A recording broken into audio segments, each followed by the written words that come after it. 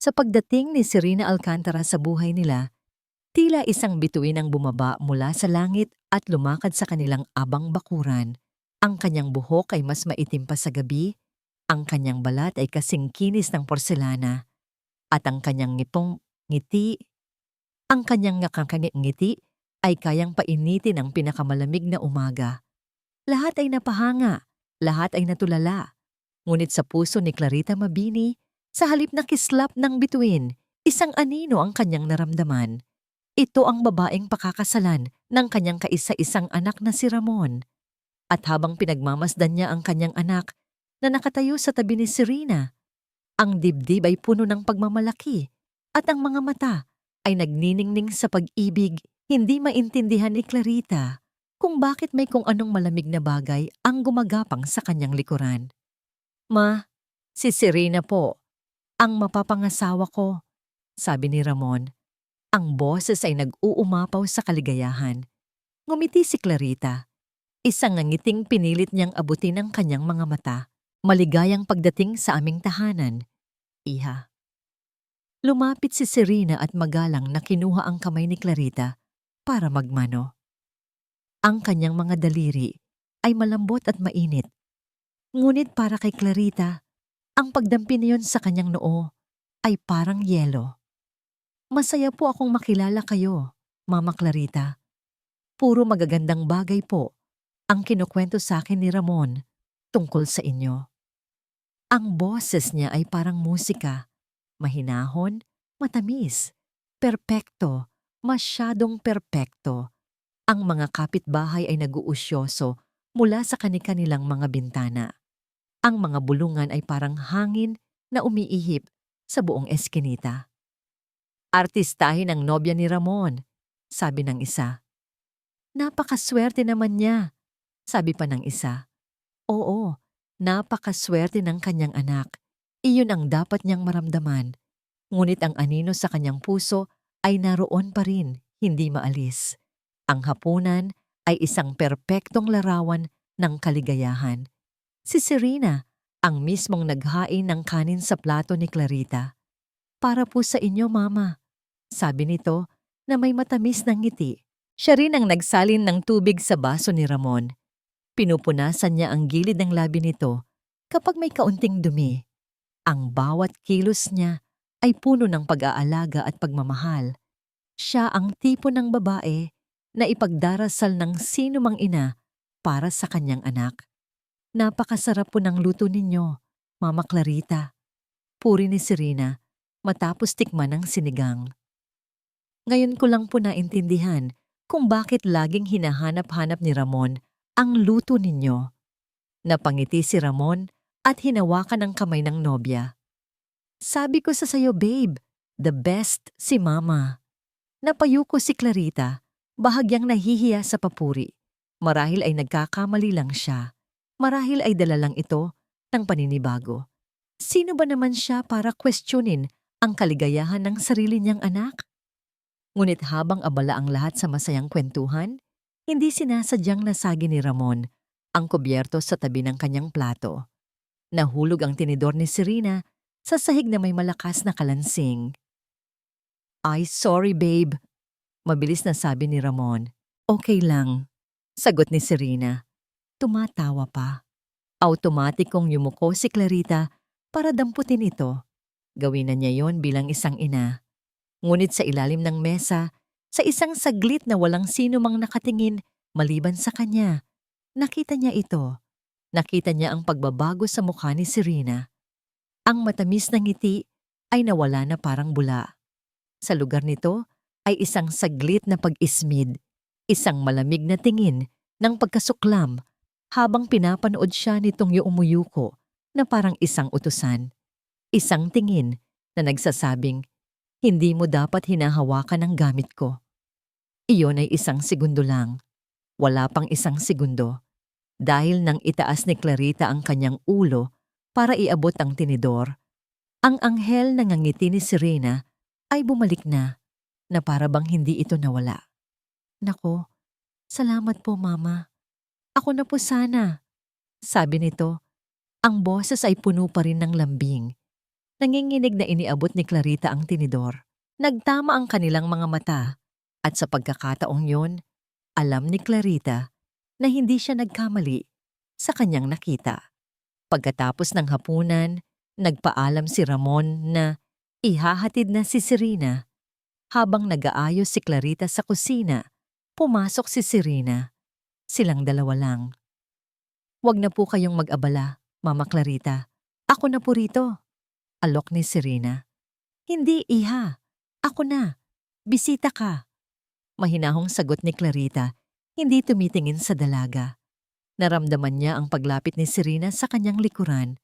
Huminto ito sa tabi niya. Ang bango ng mamahalin nitong pabango ay tila pumuno sa buong kusina. Halos hindi na makahinga si Clarita. Ngumiti si Serena, isang ngangiting hindi umabot sa kanyang mga mata. "Sana po magkasundo tayo, Mama Clarita," sabi niya. Ang boses niya ay mahina, halos isang bulong. Ngunit sa pandinig ni Clarita, ang mga salitang iyon ay hindi isang hiling. Iyon ay isang babala. Kinabukasan, isang balita ang sumalubong kay Clarita. "Ma, kailangan ko pong umalis. May bigla ang business trip sa Cebu," sabi ni Ramon habang nag-aagahan sila. "Isang linggo lang naman po siguro. Pinakamatagal na ang 2 linggo." Nalungkot si Clarita. Masasanay na sana siyang laging nakikita ang anak. Pero naiintindihan niya. Para ito sa kinabukasan ni Ramon. Para ito sa kinabukasan nila ni Serena. Tumingin si Ramon kay Serena na katabi niya. "Babe, sorry talaga ha. Biglaan eh." Ngumiti si Serena at hinawakan ang pisngi ni Ramon. "Ano ka ba? Okay lang. Trabaho yan. Basta mag-iingat ka doon." Pagkatapos ay bumaling ito kay Clarita. "At saka, andito naman si Mama Clarita para samahan ako. Di ba po?" Tumangulang si Clarita. Isang pilit na tango. "Ma, kayo na po muna ang bahala kay Serena ha?" Bilin ni Ramon. Puno ng tiwala ang boses. "Huwag niyo po siyang pababayaan." "Oo naman anak," sagot ni Clarita. "Ako ang bahala." Sa airport, mahigpit ang yakap ni Ramon sa kanyang ina. "I love you, Ma." "I love you too, anak." "Mag-iingat ka!" Bulong ni Clarita. Pinipigilan ang mga luha. Ang sumunod na niyakap ni Ramon ay si Serena. Isang mahaba at matamis na halik ang ibinigay niya sa dalaga. Sa harap ng maraming tao. Ang eksena ay parang sa pelikula. Perpekto. Ngunit nang pumasok na si Ramon sa departure area at nawala sa kanilang paningin, naramdaman ni Clarita ang unti-unting pagbabago sa hangin. Pabalik sa sasakyan, tahimik lang si Serena. Ang matamis na ngiti kanina ay wala na. Seryoso ang mukha niya habang nakatingin sa labas ng bintana na para bang malalim ang iniisip. Pagdating nila sa bahay, unang bumaba si Serena. Pagpasok niya sa sala, basta na lang niya ibinato ang kanyang mamahaling handbag sa sofa. Nagulat si Clarita. Tumingin si Serena sa kanya. Ang mga mata ay malamig at walang ekspresyon. "Pakilagay yan sa kwarto ko." Napatigil si Clarita. Ang boses ay walang emosyon, walang lambing. Hindi ito ang boses ng babaeng narinig niya sa nakalipas na 2 araw. Ito ay isang utos. Dahan-dahang kinuha ni Clarita ang bag at umakyat sa hagdan. Nanginginig ang kanyang mga kamay. Pagpasok niya sa kwarto ni Ramon, ang kwarto kung saan pansamantalang tumutuloy si Serena, nakita niya ang mga damit na nagkalat sa kama. Ang mga ginamit na tuwalya ay nasa sahig lang. Bumalik siya sa ibaba. Nakaupo na si Serena sa sofa, nagsa-cellphone, nakadekwatro pa. Hindi man lang ito tumingin sa kanya. Kinagabihan, nagluto si Clarita ng sinigang. Paborito ito ni Ramon. Inisip niya na baka sakaling gutom lang si Serena kanina o baka pagod lang sa biyahe. Inihain niya ang pagkain sa mesa. "Serena, iha, handa na ang hapunan." Walang imik na tumayo si Serena at umupo sa mesa. Tiningnan niya ang sinigang na umuusok pa sa mangkok. Kumuha siya ng kutsara, humigop ng kaunting sabaw, at pagkatapos, Ibinaba niya ang kutsara ng may marahang kalansing. Itinulak niya ng bahagya ang mangkok palayo. Isang tingin ng pandidiri ang gumuhit sa kanyang mukha. Ano to? Tanong niya. Ang boses ay puno ng pang-iinsulto. Sinigang, mahinang sagot ni Clarita. Alam ko, sabi ni Serena. Tinitigan siya nito ng diretso sa mata. Ang ibig kong sabihin, bakit ito ang niluto mo? May lasa siyang parang lasang mahirap. Parang isang sampal ang naramdaman ni Clarita. Ang init ay biglang umakyat sa kanyang mukha. Sa buong buhay niya, ngayon lang may nagsabi ng ganoon sa luto niya. Biglang may kumatok sa pinto. Si Aling Duray, ang matagal na nilang kasambahay na pumupunta 3 beses sa isang linggo para maglaba at maglinis. Tao po. Magandang gabi, Aling Clarita. Napatayo si Clarita para pagbuksan ito. Tila nagpapasalamat sa pagdating nito. Ngunit nang makapasok si Aling Duray, naabutan niya ang tensyon sa pagitan ng dalawa. Nakita ni Aling Duray ang sinigang sa mesa at ang itsura ni Serena. Naku, mukhang masarap po yan, Ma'am Serena. Bati ni Aling Duray, sinusubukang pagaanin ang sitwasyon. Ngunit tiningnan lang siya ni Serena mula ulo hanggang paa. At pagkatapos ay tumingin ito sa isang maliit na mantsa ng tubig sa sahig malapit sa lababo. Bago ka makialam sa pagkain, baka gusto mong punasan niyang dumi sa sahig, mataray na sabi ni Serena.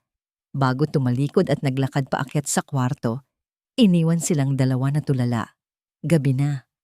Nag-iisa si Clarita sa kusina, hinuhugasan ang mga plato. Hinugasan niya ang mangkok ng sinigang na halos hindi nagalaw. Kinuha niya ang kanyang lumang cellphone. Gusto niyang marinig ang boses ni Ramon.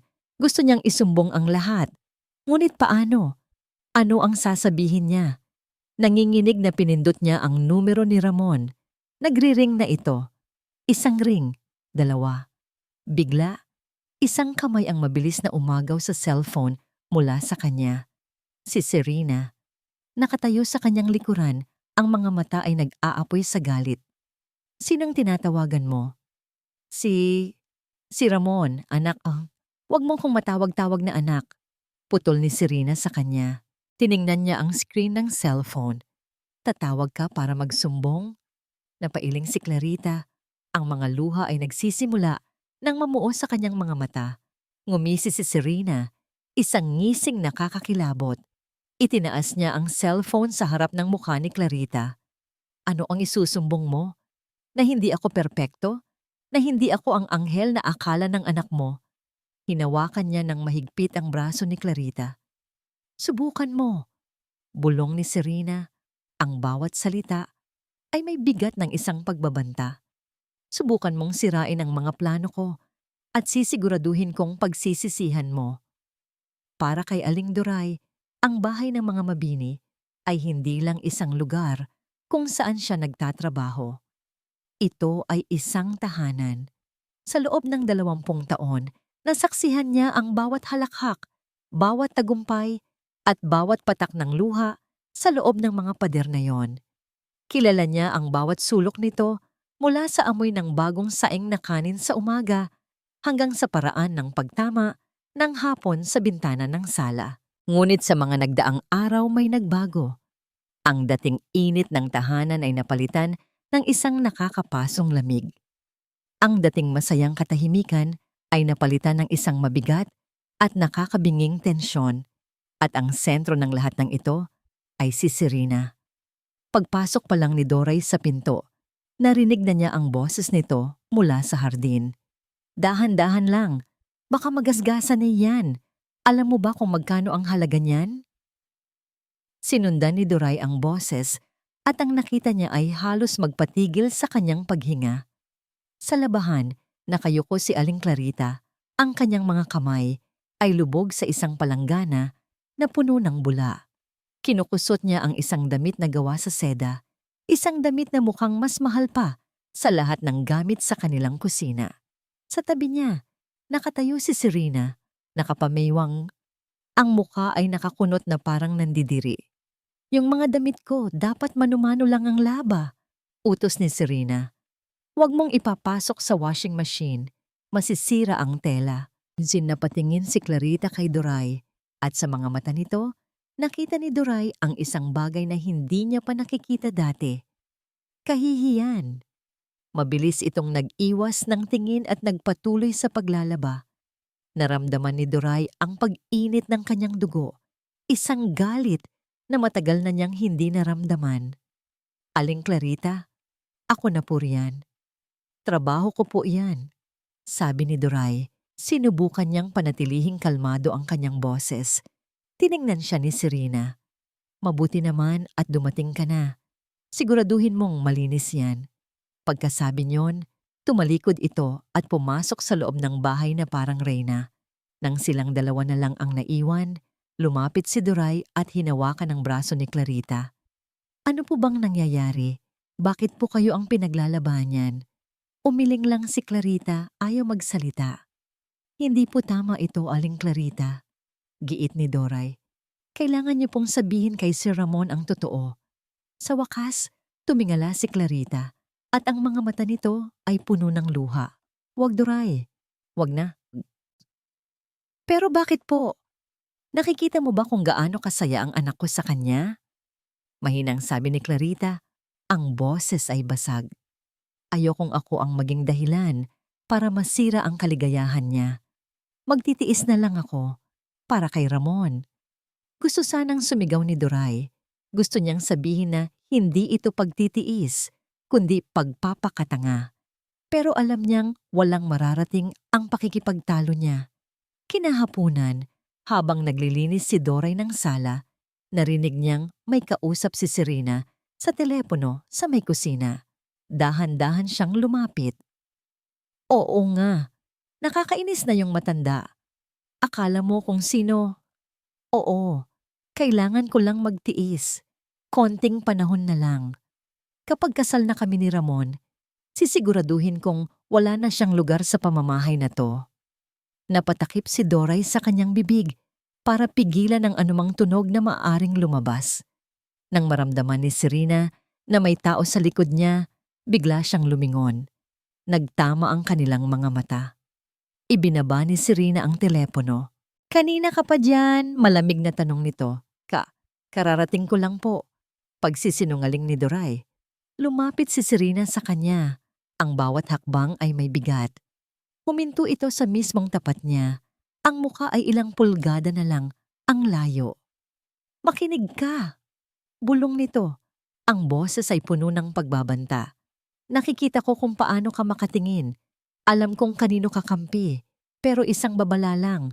Huwag kang makialam sa hindi mo laban. Trabaho mo lang ang atupagin mo. Dahil kung hindi, baka pati ikaw, mawalan ng trabaho. Napatiklop ang mga palad ni Doray sa magkabilang gilid. Pinigilan niya ang sarili niyang sumagot. Tumango lang siya. Gabi na nang matapos si Doray sa kanyang mga gawain. Bago umuwi, sumilip siya sa kwarto ni Clarita. Narinig niya ang mahinang paghikbi. Nakita niya ang pamumugto ng mga mata nito at ang panginginig ng mga balikat habang nakaupo ito sa gilid ng kama, mag-isa sa dilim. Sa sandaling iyon, isang desisyon ang nabuo sa puso ni Doray. Tama na. Sobra na. Pag-uwi niya sa kanyang maliit na bahay, hinalungkat niya ang isang lumang kahon. Sa ilalim ng mga lumang litrato at sulat, nakita niya ang hinahanap niya. Isang luma, di-keypad na cellphone. May sira na ang screen pero gumagana pa rin ang camera. Hindi ito kasing ganda ng cellphone ni Serena. Hindi ito high-tech. Pero para kay Doray, ito na ang kanyang magiging armas. Hindi niya hahayaang yurakan ang dignidad ng taong itinuring na siyang pamilya. Kung ayaw magsalita ni Clarita, kung bulag si Ramon sa katotohanan. Kung gayon, siya ang gagawa ng paraan. Kailangan niyang ipakita ang katotohanan. Hindi sa pamamagitan ng salita, kundi sa pamamagitan ng ebidensya. Kinabukasan, pagbalik niya sa bahay ng mga Mabini, itinago niya ang lumang cellphone sa bulsa ng kanyang duster. Habang nagkakape si Serena sa sala, tahimik na pumasok si Doray sa kusina. Kinuha niya ang cellphone, Pinindot ang record button at maingat na ipinuwesto sa isang sulok sa likod ng isang garapon ng biskwit. Ang maliit na pulang ilaw na kumikislap sa screen ay halos hindi nakikita. Ngunit para kay Duray, ang ilaw na yon ang kanyang pag-asa. Ang bawat segundo ay parang isang oras. Ang bawat minuto ay parang isang araw. Si Aling Duray ay nagwawalis sa may pintuan ng kusina. Ngunit ang kanyang mga mata at tainga ay nakatutok sa cellphone na nakatago sa likod ng garapon. Ang puso niya ay kumakabog ng napakabilis na para bang gusto nitong kumawala sa kanyang dibdib. Paano kung may tumawag sa lumang cellphone na yon? Paano kung biglang mag-lowbat? Paano kung makita ni Serena? Ang daming paano kung. Ngunit wala nang atrasan. Pumasok si Serena sa kusina. May hawak na tasa ng kape. Inilapag niya ito ng malakas sa mesa. Bakit wala pang asukal to? Asik niya. Hindi siya nakatingin kay Doray, kundi sa kawalan, na para bang si Doray ay isang bagay na hindi karapat-dapat tingnan. Pasensya na po, ma'am, sagot ni Doray. Kumuha agad ng asukal at inilagay sa tabi ng tasa. Umupo si Serena at nagsimulang magtimpla. Habang hinahalo ang kape, may tinawagan siya sa kanyang mamahaling cellphone, naka-loudspeaker. Hello girl, kumusta? Malanding sabi ni Serena sa kabilang linya. Narinig ni Doray ang boses ng isang babae. Okay lang, ikaw? Kumusta ang pagiging soon-to-be Mrs. Mabini mo dyan? Tumawa si Serena, isang tawang walang kagalakan. Hay nako, eto, nagtitiis sa kasama kong matanda. Nakakairita.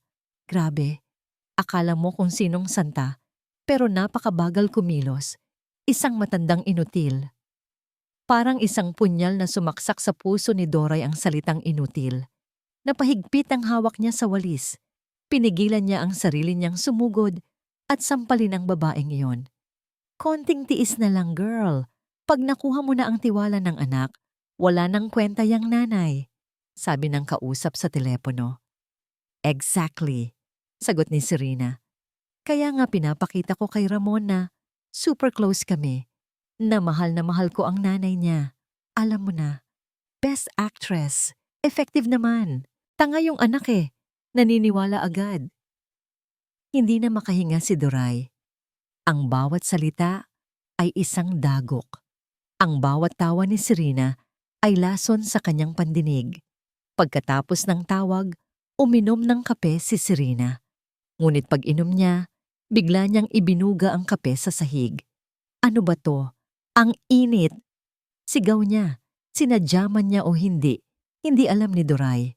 Ngunit ang kape ay tumapon sa sahig, malapit mismo sa paanan niya. Anong tinitingin-tingin mo dyan? Baling ni Serena sa kanya, ang mga mata ay nanlilisik. Linisin mo yan. Ngayon din.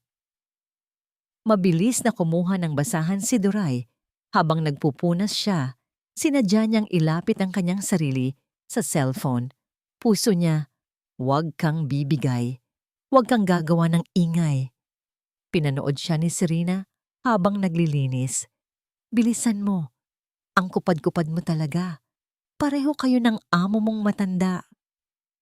Nang matapos, tumayo si Doray. Tapos na po, ma'am. Tiningnan lang siya ni Serena bago tumayo at lumabas ng kusina. Iniwan ng tasang hindi man lang inilagay sa lababo. Nang masiguro ni Doray na wala na si Serena sa paligid, mabilis niyang kinuha ang cellphone. Nanginginig ang kamay niyang pinindot ang stop button. Nagtago siya sa banyo para panoorin ang video. Naroon lahat. Ang pagtawag ni Serena kay Clarita na inutil. Ang pag-amin niyang niloloko lang niya si Ramon. Ang pagtapon ng kape. Ang bawat masasakit na salita. Napahawak si Doray sa kanyang dibdib. Ito na. Ito na ang ebidensya. Hawak niya sa kanyang mga kamay ang isang bomba. Isang malakas na pagsabog na maaring sumira sa lahat. Biglang tumunog ang cellphone ni Serena mula sa sala. Narinig niya ang pagpanik sa boses nito kahit napabulong lang ito. Hello? Bakit ka na naman tumatawag? Nagkaroon ng sandaling katahimikan. Ano? Anong ibig mong sabihin na kailangan mo pa ng pera? Hindi ba't napag-usapan na natin to? Ginawa ko na ang lahat. Narinig ni Doray ang pagtaas ng boses ni Serena, puno ng takot at galit. Huwag na huwag kang magpapakita rito. Naiintindihan mo? Sisirain mo ang lahat ng pinaghirapan ko. Pagkatapos ay ibinaba nito ang telepono. Sino ang kausap niya? Anong pera ang pinag-uusapan nila? Naintindihan ni Doray na ang kasamaang nakikita niya kay Serena ay simula pa lang. May mas malaki at mas madilim na sikreto pa itong itinatago. At sa sandaling iyon, mas lalong tumibay ang kanyang loob. Hindi lang niya ito ginagawa para kay Clarita. Ginagawa niya ito para iligtas si Ramon mula sa isang buhay na puno ng kasinungalingan. Ang takot at galit na naririnig ni Clarita sa boses ni Serena mula sa sala ay tila isang paparating na bagyo. Naramdaman niya ang pagbabago sa hangin, ang pagbigat ng bawat paghinga. Nagkulong siya sa kusina, hiniling na sana ay huwag siyang mapansin, na sana ay dalhin ng kung sino mang kausap nito ang lahat ng lason sa kalooban nito. Ngunit ang mga dasal niya ay hindi dininig. Makalipas ang ilang sandali, pumasok si Serena sa kusina. Ang kanyang mukha ay isang maskara ng kontroladong galit. Ang kanyang mga mata ay tila dalawang nagbabagang uling. Hindi siya nagsalita. Naglakad lang siya papunta sa mesa kung saan maingat na inihanda ni Clarita ang tanghalian. Isang buong hapon ang ginugol ni Clarita para lutuin iyon. Kare-kare. Ang paboritong-paborito ni Ramon. Ang bawat sangkap ay maingat niyang pinili. Ang bawat paghalo ay may kasamang pagmamahal. Inisip niya na sa pamamagitan ng pagkaing ito, kahit paano, ay mararamdaman ni Serena ang pagmamahal na mayroon siya para sa kanyang anak. Sana magustuhan niya ito, bulong ng kanyang puso. Para sa iyo ito, anak. Para sa kapayapaan mo. Tiningnan ni Serena ang mga nakahain sa mesa. Ang mainit na kare-kare, ang bagong saing na kanin, ang maingat na pagkalagay na bagoong. Isang mapait na ngisi ang gumuhit sa mga labi ni Serena. Nag-abala ka pa, sabi nito. Ang boses ay sobrang lamig. At pagkatapos, sa isang mabilis at marahas na kilos, itinabig niya ang lahat ng nasa mesa. Ang tunog ng nababasag na mga pinggan ay umalingaw-ngaw sa buong bahay. Ang kanin ay kumalat sa sahig. Ang sarsa ng kare-kare ay tumalsik sa pader na parang dugo. Ang lahat ng pagod at pagmamahal ni Clarita ay nasa sahig na ngayon, wasak at madumi. Napatitig si Clarita sa sahig, hindi makapaniwala sa kanyang nakikita.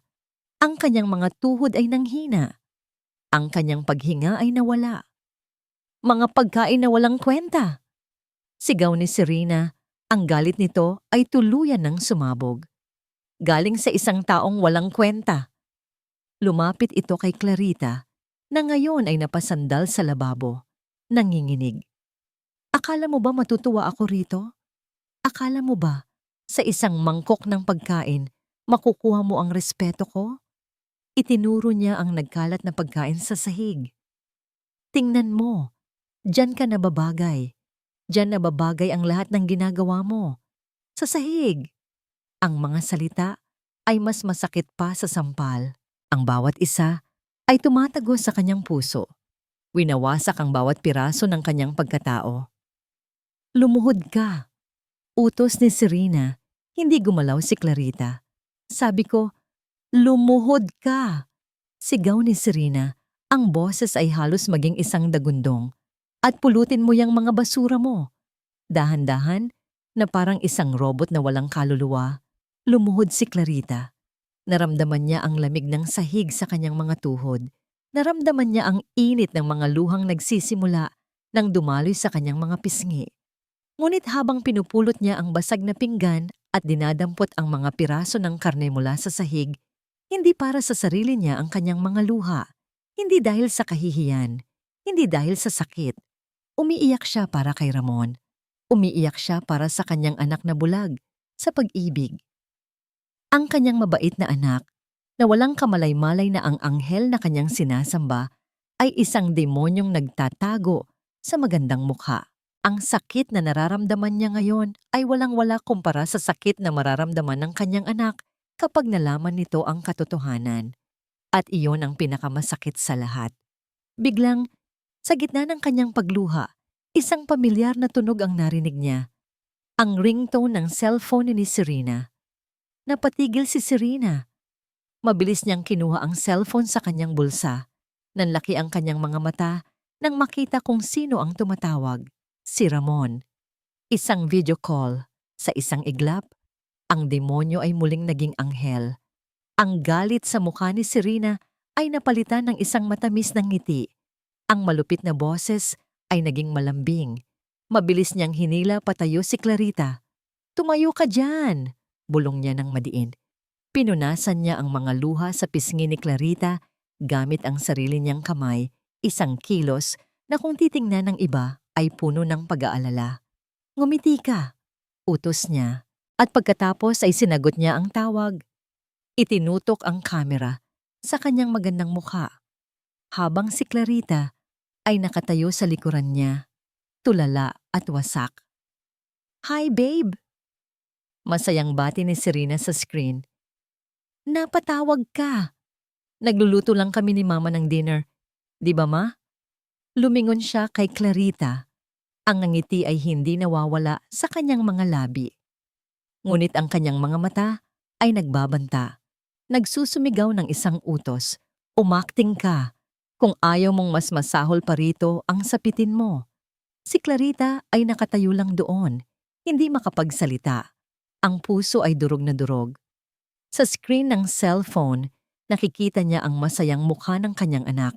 At sa likod ng kamera, sa sahig, ay ang mga piraso ng kanyang nawasak na puso.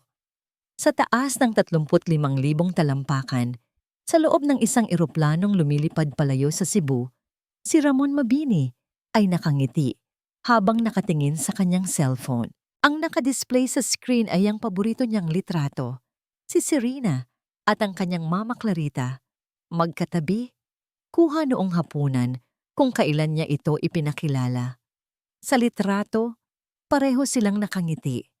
Ang perpektong larawan ng isang masayang pamilya. "Ako na yata ang pinakamaswerteng lalaki sa buong mundo," isip niya. Nasa kanya na ang lahat. Isang magandang trabaho, isang mapagmahal na ina, at isang babaeng hindi niya akalain na iibig sa kanya. Si Serena ay higit pa sa lahat ng kanyang pinangarap. Maganda, matalino, mabait. Ang paraan ng pagtrato nito sa kanyang ina noong mga unang araw ay nagpatunay sa kanya na tama ang kanyang desisyon. Ngunit habang tinititigan niya ang litrato, hindi niya maiwasang maalala ang huli nilang video call kagabi. Ang ngiti ni Serena ay kasing tamis pa rin ng dati. Ngunit ang kanyang ina, may kakaiba sa mga mata nito, isang lungkot na pilit tinatago.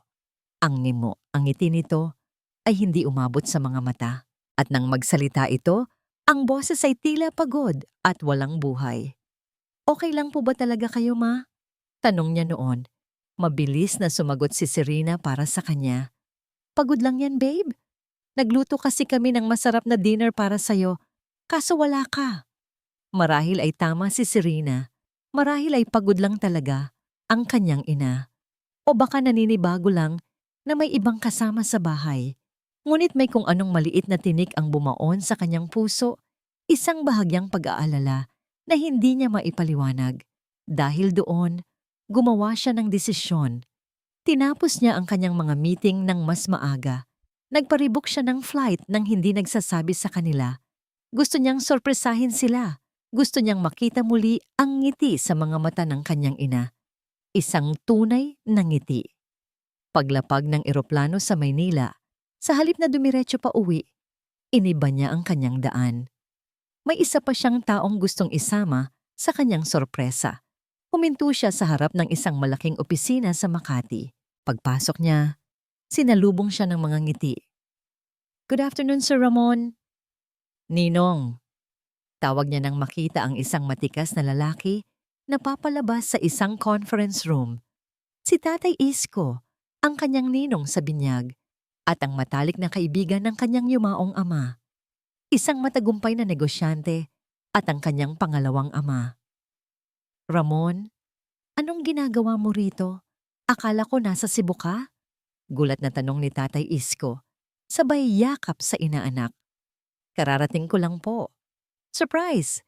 Gusto ko po sana kayong imbitahan mag-dinner sa bahay para na rin po maipakilala ko sa inyo si Serena. Ngumiti si Tatay Isko. Ang sikat na Serena. Naku, ang dami ko nang naririnig tungkol sa kanya. Sige ba? Sabay na ako sa'yo. Habang nasa biyahe, hindi napigilan ni Ramon na magkwento tungkol kay Serena. Ang kanyang kagandahan, ang kanyang kabaitan, ang kanyang pagiging perpekto. Si Tatay Isko ay tahimik lang na nakikinig, natutuwa sa kaligayahang nakikita niya sa mga mata ni Ramon. Habang papalapit sila sa kanilang eskinita, lalong bumibilis ang tibok ng puso ni Ramon sa pananabik. Ini-imagine na niya ang magiging itsura ni Serena kapag nakita siya, ang mahigpit na yakap na ibibigay ng kanyang ina. Ipinark niya ang sasakyan sa tapat ng kanilang bahay. Sabay silang bumaba ni Tatay Isko. Ang lahat ay tahimik. Dahan-dahan niyang binuksan ang pinto, sinisigurong hindi ito gagawa ng ingay. "Ma? Serena! I'm home!" Masayang sabi niya. Ngunit ang eksenang bumungad sa kanila ay hindi ang masayang sorpresa na kanyang inaasahan. Ang sala ay magulo. May mga basag na pinggan at kalat ng pagkain sa sahig ng kusina na tanaw mula sa kanilang kinatatayuan. At sa gitna ng lahat ng iyon, nakita niya si Serena. Umiiyak ito ng pabulong. Ang mga balikat ay nanginginig. Sa isang tabi naman, nakatayo ang kanyang ina, si Clarita. Ang mukha nito ay blanko. Ang mga mata ay walang buhay. Puno ng isang kalungkutang hindi pa niya nakikita kailanman. Nawala ang nangiti sa mga labi ni Ramon. Ang pananabik sa kanyang dibdib ay napalitan ng isang malamig na takot. Anong nangyayari dito? Bago pa man makahakbang si Ramon, palapit sa kanyang ina, si Serena ay tumakbo na patungo sa kanya. Isinubsob nito ang mukha sa kanyang dibdib. Ang katawan ay nanginginig sa paghagulgol. "Ramon, mabuti na lang dumating ka," sabi nito sa gitna ng mga hikbi. "Hindi ko na kaya. Hindi ko na talaga kaya." Niyakap niya ito ng mahigpit. Automatikong reaksyon. Ang pananabik na naramdaman niya kanina ay napalitan ng pagkalito at pag-aalala. Ang bango ni Serena ay pamilyar, ngunit ang panginginig ng katawan nito ay bago. "Teka, anong nangyari? Babe, anong problema?" Tanong niya. Hinahaplos ang buhok nito. Umiikot ang kanyang paningin. Paulit-ulit na nagpalipat-lipat ang tingin niya mula sa umiiyak na si Serena, sa nagkalat na sahig, at sa kanyang ina na nakatayo sa isang tabi, tahimik na parang isang estatwa. Humarap si Serena. Ang maganda nitong muka ay basang-basa ng luha. Ang makeup nito ay bahagya ng kumalat. Mukha itong isang anghel na sinaktan. "Sinubukan ko naman, Ramon," sabi nito. Ang boses ay basag at kaawa-awa. "Sinubukan kong maging mabuti sa kanya. Ginawa ko ang lahat para magustuhan niya ako.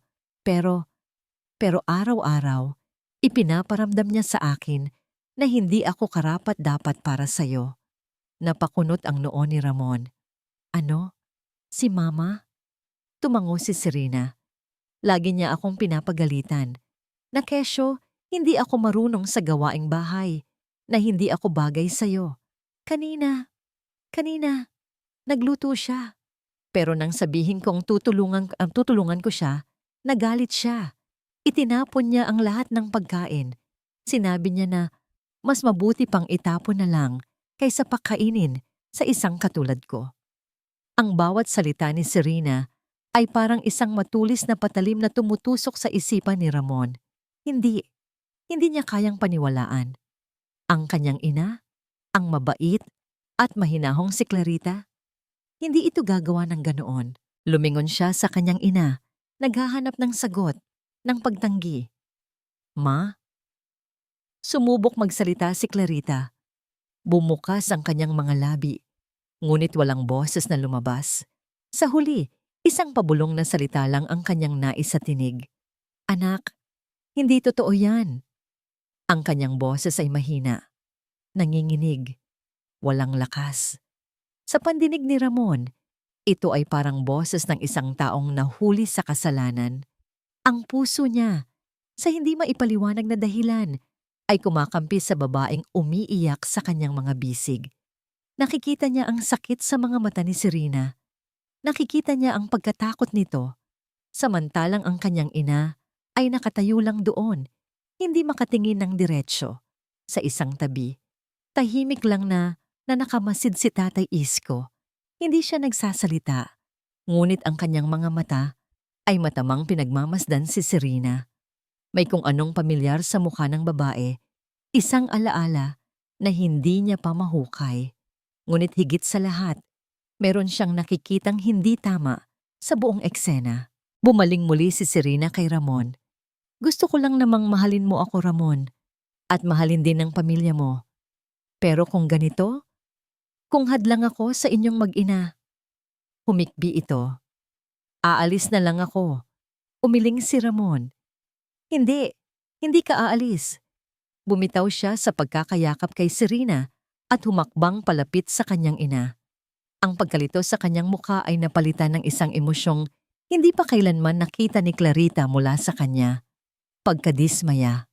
Ang pagkadismaya ay mas masakit pa sa 1,000 sampal. Tinitigan niya ang kanyang ina, ang babaeng nag-alaga sa kanya mula pagkabata. Ang babaeng inakala niyang hindi kailanman makakasakit ng kahit sino. Ma, sabi niya, ang boses ay mababa at puno ng hinanakit. Bakit niyo naman po ginanito si Serena? Nakita niya kung paano gumuho ang mundo sa mga mata ng kanyang ina. Nakita niya kung paano nawala ang huling kislap ng pag-asa rito. Akala ko ba, hindi na niya itinuloy, hindi na kailangan. Ang sakit na idinulot ng mga salitang yon ay sapat na. Ang katahimikan sa loob ng sala ay mabigat at nakakabingi. Binasag lang ito ng mga hikbi ni Serena, mga hikbing tunog musika sa kanyang sariling tagumpay. Hawak niya ang puso ni Ramon. Alam niya iyon. Isang salita na lang mula sa kanya at tuluyan nang mawawasak ang relasyon ng mag-ina. Itinaas niya ang kanyang mukha, handa nang ibigay ang huling pinakamatinding dagok. Ramon, patawarin mo na ang mama mo. Siguro kasalanan ko rin. Hindi pa siguro ako sapat. Teka lang. Isang boses ang pumutol sa kanyang madamdaming pag-arte. Hindi ito ang boses ni Ramon. Hindi rin ito ang boses ni Clarita. Lahat sila ay napalingon sa direksyon ng kusina. Doon, nakatayo si Aling Duray. Ang kanyang mukha ay seryoso. Ang kanyang mga kamay, bagamat bahagyang nanginginig, ay mahigpit na hawak ang isang luma at di-keypad na cellphone. Sa likod niya ay si Tatay Isko na nagbigay sa kanya ng isang bahagyang tango, isang senyales ng suporta. Nagbago ang ekspresyon ni Serena. Ang pagkukunwaring lungkot ay napalitan ng inis. Sino ka para makialam dito? Labas. Ngunit si Aling Duray ay hindi natinag. Naglakad siya papalapit. Ang bawat hakbang ay mabigat sa determinasyon. Huminto siya sa harap ni Ramon. Sir Ramon, sabi niya, ang boses ay nanginginig ngunit malinaw. Patawarin niyo po ako sa gagawin ko, pero may kailangan kayong makita. Napakunot ang noo ni Ramon. Aling Duray, ano to? Sinubukan ni Serena na agawin ang cellphone. Huwag mong pakinggan yan, Ramon. Kasabwat siya ng mama mo. Ngunit mabilis na humarang si Tatay Isko. Hayaan natin siyang magsalita, Serena. Kung wala kang tinatago, wala kang dapat ikatakot. Hindi ba? Ang mga salita ni Tatay Isko ay may bigat na nagpatigil kay Serena. Iniabot ni Aling Duray ang cellphone kay Tatay Isko na agad namang ikinonekta ito sa telebisyon gamit ang isang cable na kinuha mula sa kanyang bag. Ano to, Ninong? Tanong ni Ramon, lalong naguguluhan. Ang katotohanan, anak. Sagot ni Tatay Isko, ang mga mata ay nakatutok kay Serena. Sa isang pindot, umilaw ang malaking screen ng telebisyon. Nagsimula ang video. Malabo, magalaw. Ang anggulo ay mula sa isang sulok ng kusina. Ngunit ang boses ay malinaw na malinaw. Hay nako, eto, nagtitiis sa kasama kong matanda. Nakakairita, grabe. Akala mo kung sinong santa, pero napakabagal kumilos. Isang matandang inutil. Nanlaki ang mga mata ni Ramon. Iyon ang boses ni Serena. Walang duda. Napalingon siya sa nobya niya. Ang mukha ni Serena ay namumutla na parang papel. Ang video ay nagpatuloy. Tanga yung anak naniniwala agad. Parang isang suntok sa sikmura ang naramdaman ni Ramon. Hindi siya makahinga. Ang mga salitang iyon ay paulit-ulit na umalingaw-ngaw sa kanyang isipan. Tanga, tanga, tanga. Sumunod ang eksena kung saan ibinuga ni Serena ang kape. Ang sigaw, ang utos na linisin ang sahig. Itigil niyo yan, sigaw ni Serena. Sinusubukang abutin ang telebisyon, ngunit si Tatay Isko ay nasa pagitan nila. At pagkatapos ay dumating ang pinakamasakit na parte. Isang bagong video. Ang anggulo ay iba. Tila kuha mula sa labas ng bintana ng kusina. Nakita ni Ramon ang kanyang inang si Clarita na may ngiti sa labi habang inihahain ang kare-kare. Nakita niya ang pagod, ngunit masayang mukha nito.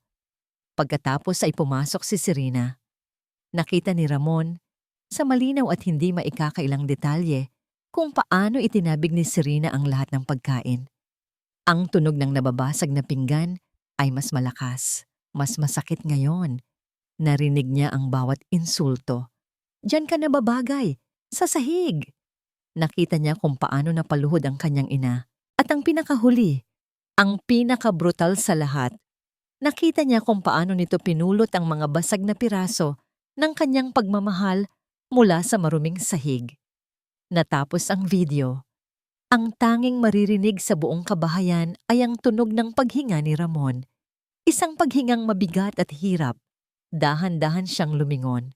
Una, tiningnan niya ang kanyang ina. Nakatayo ito sa parehong sulok, tahimik na umiiyak.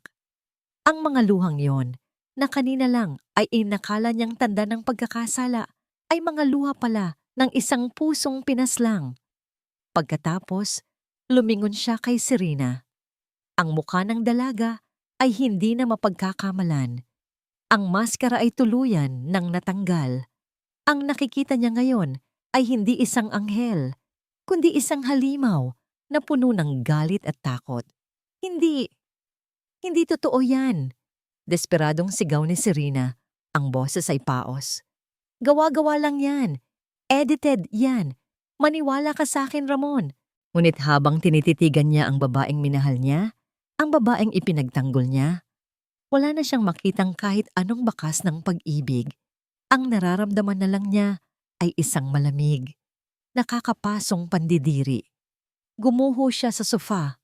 Ang lakas sa kanyang mga tuhod ay biglang nawala. Hindi niya magawang magsalita. Hindi niya magawang gumalaw. Ang tanging nagawa niya ay umiling ng paulit-ulit habang ang katotohanan ay unti-unting dumudurog sa kanyang puso. Ang desperadong pagsigaw ni Serena ay umalingaw-ngaw sa loob ng bahay, ngunit wala nang naniniwala sa kanya. Ang ebidensya ay malinaw. Ang kasinungalingan ay lantad na. Ramon, please, mahal kita. Pagmamakaawa niya, lumuluha habang lumalapit kay Ramon na nakaupo pa ring tulala sa sofa. Huwag kang maniwala sa kanila. Pamilya mo sila. Siyempre magtutulungan sila para sirain ako.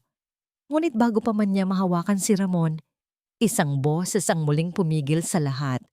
Isang boses na kalmado, ngunit puno ng bigat at awtoridad. Huwag mo siyang hawakan. Si Tatay Isko. Nakatayo siya sa pagitan ni Ramon at Serena. Sa buong panahong ipinapalabas ang video, hindi siya kumukurap. Ang kanyang mga mata ay matamang nakatitig kay Serena na para bang sinusuri nito ang bawat detalye ng kanyang mukha. Hinuhukay ang isang matagal nang nakabaon na alaala. At ngayon, nahanap na niya ito. Kanina ko pa iniisip kung saan kita nakita. Mahinahon niyang sabi. Ang iyong mga mata, ang hugis ng iyong mukha, pamilyar sa akin. Natawa si Serena ng may halong kaba. Ano po bang pinagsasabi ninyo? Malamang nakita niyo na ako sa mga society magazine. Ang pamilya ko, ang mga Alcantara, ay kilala sa... Huwag mong banggitin ang pangalang yan. Putol ni Tatay Isko, ang boses ay biglang naging malamig na parang yelo. Dahil hindi ka isang Alcantara. Napatigil si Serena. Ang kulay sa kanyang mukha ay tuluyan ng nawala. Ang pangalang Alcantara ay galing sa isa sa mga pinakamalaking kliyente ng kumpanya ko. Pagpapatuloy ni Tatay Isko. Personal ko silang kaibigan at wala silang anak na babae na nagngangalang Serena. Parang isang bombang sumabog ang mga salita ni Tatay Isko. Maging si Ramon ay napaangat ng tingin. Ang pagkalito ay bumalik sa kanyang mga mata. Ano? Ano pong ibig niyong sabihin, Ninong? Hindi pinansin ni Tatay Isko si Ramon.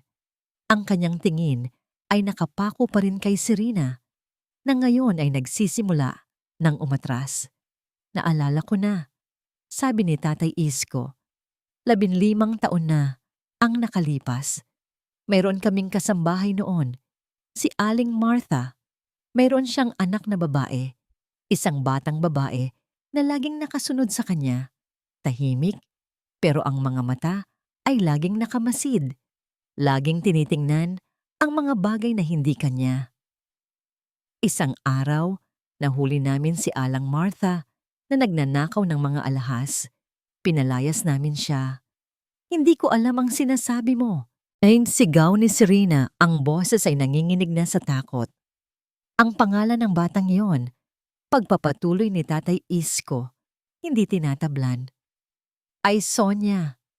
Tumingin siya ng diretso sa mga mata ni Serena. Sonia Reyes, ikaw yon hindi ba? Iyon na yon. Ang huling pako sa kabaong. Napasigaw si Serena, isang sigaw ng pagkatalo at galit. Para siyang isang hayop na nasukol. Hindi! Hindi ako yan! Nagkakamali kayo! Ngunit huli na ang lahat. Ang kanyang reaksyon ang nagkumpirma sa lahat. Napatayo si Ramon. Ang pagkalito sa kanyang mukha ay napalitan ng isang malalim at nakakatakot na pagkaunawa. Lahat ng piraso ay biglang nagkabit-kabit. Ang pagtataka niya kung bakit ayaw ipakilala ni Serena ang pamilya nito. Ang mga palusot nito tuwing tinatanong niya tungkol sa nakaraan nito. Ang biglaang pangangailangan nito ng pera. Ang babaeng mahal niya. Ang babaeng gusto niyang pakasalan. Ang buong pagkatao nito ay isang kasinungalingan. Hindi lang siya niloko, ginawa siyang tanga. Wala nang nararamdaman si Ramon. Walang galit. Walang lungkot. Isang malawak na kawalan lamang. Ang pakiramdam ng isang taong inalisan ng lahat. Naglakad siya palapit kay Serena o Sonia o kung sino man siya. Ang bawat hakbang niya ay mabagal at may bigat. Napaatras ito sa takot. Huminto si Ramon sa mismong tapat niya. Tinitigan niya ito sa mata at sa kauna-unahang pagkakataon, nakita niya ito ng buong buo. Hindi ang magandang mukha, hindi ang perpektong katawan, kundi ang madilim at desperadong kaluluwa sa loob nito. Isang salita lang ang lumabas sa kanyang bibig. Isang salitang walang emosyon, walang init, walang kahit anong nararamdaman. Umalis ka na. Nang isara ni Tatay Isko ang pinto, matapos paalisin si Serena. O Sonia, isang nakakabinging katahimikan ang muling bumalot sa bahay. Ang bigat ng katotohanan ay tila dumagan sa bawat sulok ng silid. Sa isang iglap, ang lakas na ipinakita ni Ramon kanina ay biglang naglaho. Ang kanyang mga balikat ay nanghina. Ang kanyang mga tuhod ay bumigay. Napaluhod siya sa sahig, sa gitna ng mga basag na pinggan at kalat ng pagkain. At doon, siya ay humagulgol, hindi isang tahimik na pag-iyak, kundi isang malakas, masakit na pag-iyak ng isang taong nawasak. Ang bawat hikbi ay nagmumula sa kaibuturan ng kanyang kaluluwa, isang pag-iyak na puno ng pagsisisi, kahihiyan, at sakit. Ang unang lumapit sa kanya ay si Clarita. Walang salitang namutawi sa kanyang mga labi.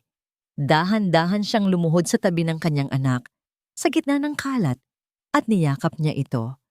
Niyakap niya ito ng mahigpit, na parang isang batang muling natagpuan matapos mawala. Mama, sabi ni Ramon sa gitna ng kanyang mga hikbi. Patawarin niyo po ako. Patawad, ma. Shh, anak. Mahinang sagot ni Clarita. Hinahaplos ang likod nito. Wala kang kasalanan. Kasalanan ko to lahat. Umiling si Ramon. Isinubsob ang muka sa balikat ng ina. Naging bulag po ako. Hindi ko kayo pinakinggan. Hindi ko kayo pinaniwalaan. Hinayaan kong saktan ka niya. Sa sarili nating pamamahay, patawarin mo ako, ma. Sa isang tabi, si Aling Doray at Tatay Isko ay tahimik na nakamasid. Ang kanilang mga puso ay naaantig sa eksenang nasa kanilang harapan. Ito ang tunay na pagmamahal. Isang pag-ibig na kayang maghilom ng kahit anong sugat. Makalipas ang ilang sandali, nang bahagya ng kumalma si Ramon, humiwalay ito sa yakap. Ang kanyang mga mata ay namumugto at pula. Tumingin siya sa ina. Ang mukha ay puno ng bagong determinasyon. Isang determinasyong pinalakas ng galit. Hindi pwedeng matapos to ng ganito, ma. Sabi niya, ang boses ay matakay matigas. Sasampahan ko siya ng kaso. Panloloko. Emotional abuse. Lahat. Kailangan niyang pagbayaran ang ginawa niya sa inyo. Umiling si Clarita, isang malumanay na pagiling. Huwag na, anak. Nagulat si Ramon. Pero ma, hindi po tama yon. Hindi niyo ba gustong makita siyang magdusa? Tinitigan ni Clarita ang kanyang anak. Ang mga mata niya ay puno ng isang karunungang hindi pa nakikita ni Ramon dati. Hinawakan niya ang pisngi nito. Anak, makinig ka. Mahinahon niyang sabi. Ang pagpapatawad ay hindi para sa kanya. Hindi dahil sa karapat-dapat siyang patawarin. Dahil sa ginawa niya, marahil ay hindi. Ang pagpapatawad, pagpapatuloy niya, ay para sa sarili natin. Pinapatawad natin siya, hindi para gumaan ang loob niya, kundi para gumaan ang sarili nating mga puso.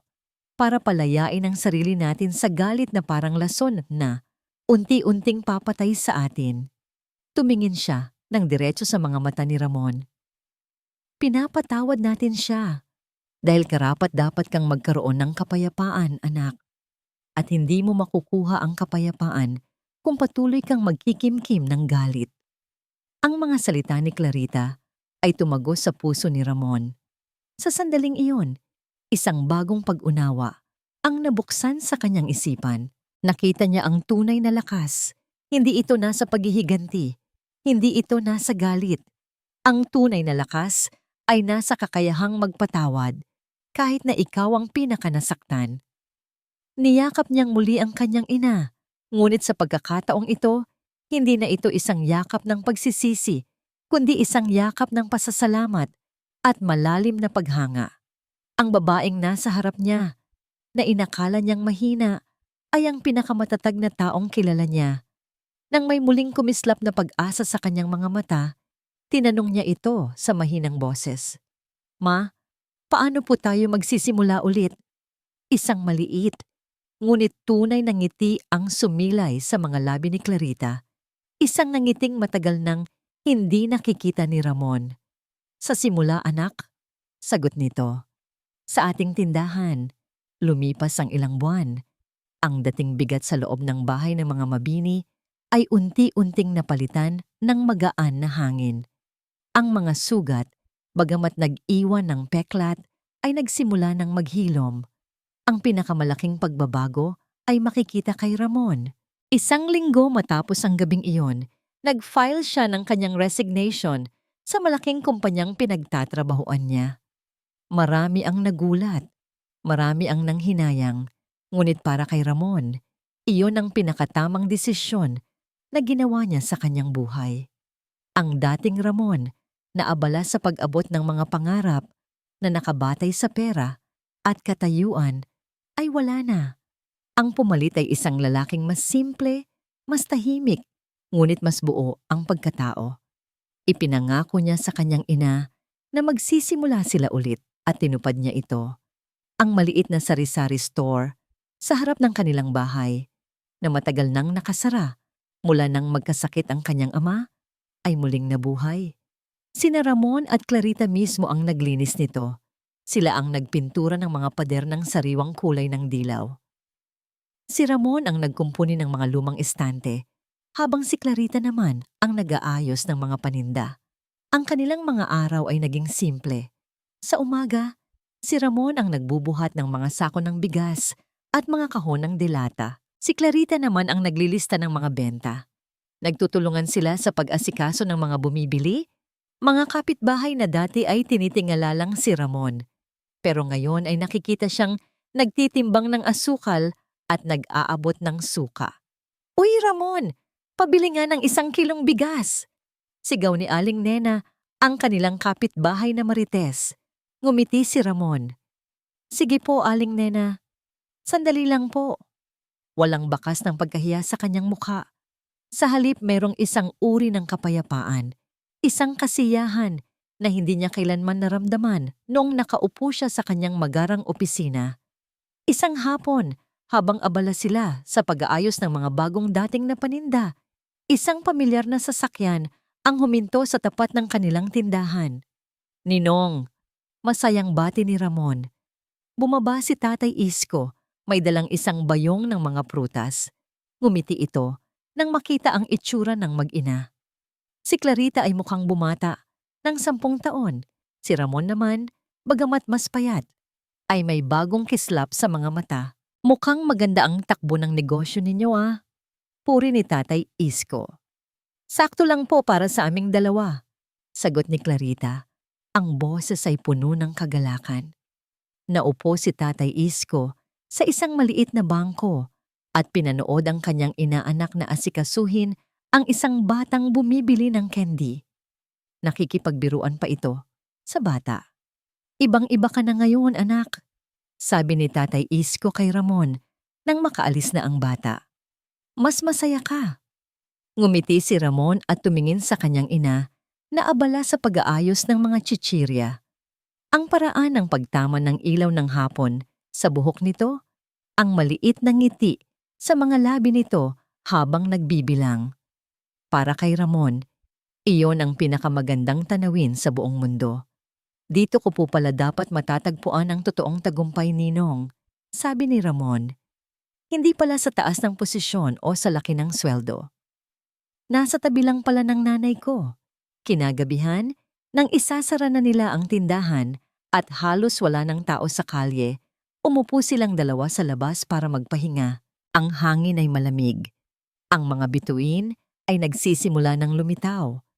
Inilagay ni Clarita ang kanyang kamay sa ibabaw ng kamay ni Ramon. Ang balat nito ay magaspang na dahil sa pagbubuhat, hindi na kasing kinis ng dati. Tinitigan niya ang kanyang anak. Ang puso ay nag-uumapaw sa pagmamahal. "Masaya ako, anak," mahina niyang sabi. "Masaya ako na kasama kita." Ang papalubog na araw ay nagpinta ng kulay kahel at ginto sa kalangitan. Ang mainit na sinag nito ay tumagos sa bukas na pinto ng kanilang maliit na tindahan. Nagbibigay ng isang malambot at payapang liwanag sa lahat ng bagay sa loob.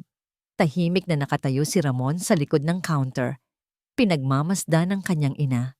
Si Clarita ay abala sa pag-aayos ng mga barya sa loob ng isang lumang lata ng biskwit. Ang kanyang mukha ay seryoso sa pagbibilang.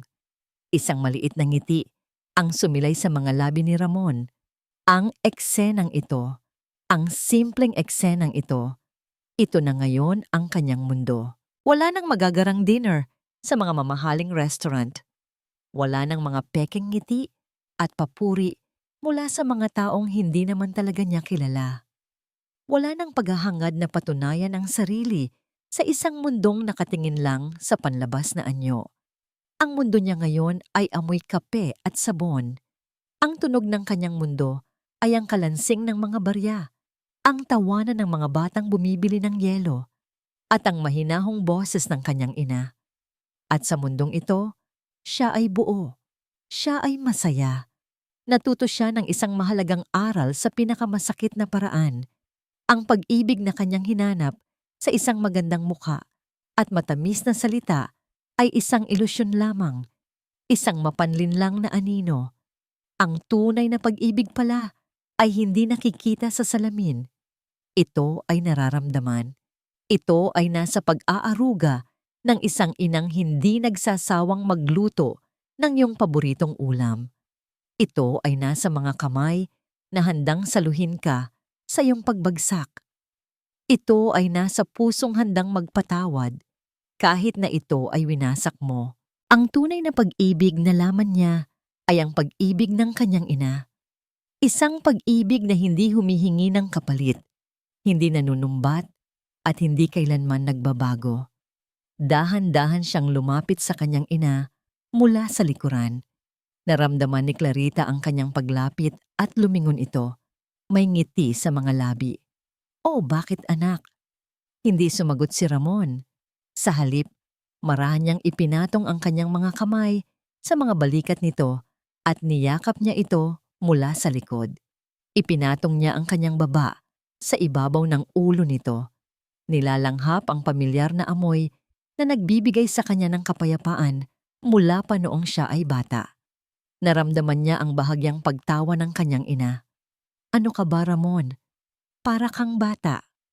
Ngunit hindi siya bumitaw. Mas lalo pa niyang hinigpitan ang kanyang yakap.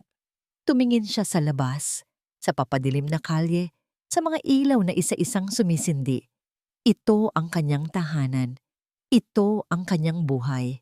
At hinding-hindi na niya ito muling ipagpapalit sa kahit anong kumikinang na kasinungalingan. Ibinulong niya ang mga salitang matagal nang gustong sabihin ng kanyang puso. Mga salitang mas totoo, mas makahulugan kaysa sa lahat ng "I love you" na sinabi niya sa maling tao.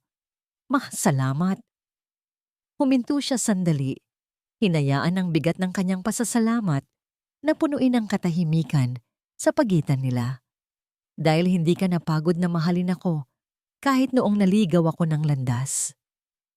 Naramdaman ni Ramon ang pagpatak ng isang butil ng luha mula sa kanyang ina sa kanyang braso.